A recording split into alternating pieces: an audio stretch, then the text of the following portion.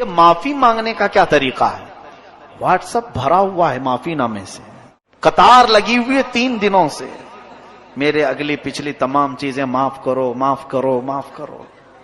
अच्छा काम है, यानी माफी तलब करने का ये तरीका इख्तियार किया गया। जिसको देखो और बेचारा लिखता भी नहीं, कॉपी पेस्ट, इधर से उठाए उधर कर दे, लिखने की भी किसी के अंदर उतनी हिम्मत भी नहीं है।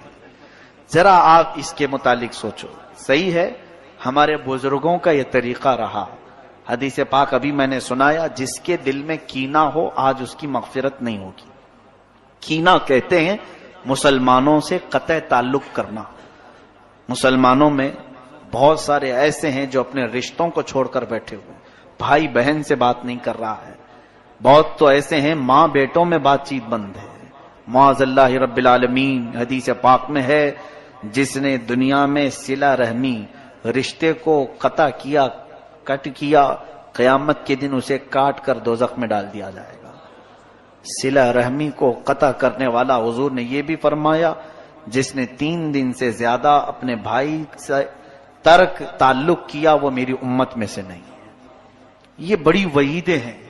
इसलिए बुजुर्गों ने एक तरीका अपनाया था, आज की रात जो कुछ भी हुआ पिछला सब भूल जाओ। माफी तलब करने के लिए हम रब के हुजूर आते हैं मगफिरत के लिए, लेकिन अगर हमारे पास 2 चीजें हैं, नंबर 1 शिर्क अगर किया हो तो बख्शिश की सवाल ही नहीं। दूसरी चीज अगर कीना है दिल में दूसरे के मुतालिक, अपने भाइयों के मुतालिक, तो भी बख्शिश की यहां पर मुमानियत कर दी गई, मगफिरत नहीं होगी। तो बुजुर्गों ने यह आदत डाली थी उम्मत मुस्लिमा को कि ये शब बारात आने से पहले पहले अपने दिल के कीनों को साफ कर लो, माफी तलब करके साफ सुथरे हो जाओ, ताकि आज बटने वाली मगफिरत तुम्हें भी मिल जाए। बजाते खुद उससे माफी तलब करें जिसके साथ आपका मामला हुआ है, उसके पास जाएं। यहां पर नफ्स जाने नहीं देगा, यही बात तो है। मैं आपको बताऊं, जितनी जल्दी आप ये माफीनामा भेजें किसी को कि मुझे माफ कर दें, उसी जगह पर एक दूसरा सॉल्यूशन मैं आपको बताऊं, यही फोन तुम्हारे हाथ में है, व्हाट्सएप के जरिए से इस्तेमाल कर रहे हो और फलां को भेज रहे हो मुझे माफ कर देना। वहीं अगर तुम उसके नंबर पर कॉल करके बात कर लेते उससे कि आज शब बारात आने वाली है, मुझे थोड़ा माफ कर दो, पिछले कई बातें तुम्हारे से सख्त हो गई, उसके लिए दिल नहीं मानेगा।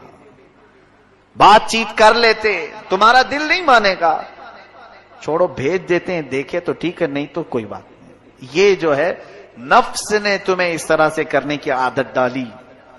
नफ्स अम्मारा ये नहीं चाहता है कि किसी के सामने झुक जाएं हम। माफी तलब करने में नफ्स की शर्मिंदगी है, और रब तबारक व तआला यही चाहता है कि तुम अपने नफ्स को झुकाओ। अपने नफ्स को जब तक तुम नहीं झुकाओगे तो माफी की कोई उम्मीद ही नहीं। याद रखना, कयामत के दिन यही हुकूकुल इबाद तुम्हें जहन्नम में लेके चले जाएंगे। उसका हक मारा, इसको सताया, इसको परेशान किया। अगर ये कयामत के दिन सब खड़े हो गए तो फिर उन सबको तुम्हें नेकियां बांटनी पड़ेंगी जो जो नेकियां किए थे, और अगर नेकियां कुछ है नहीं तो उनके गुनाह उठाकर तुम्हारे ऊपर डाले जाएंगे। यह हुकूकुल इबाद में यही होगा कयामत के दिन।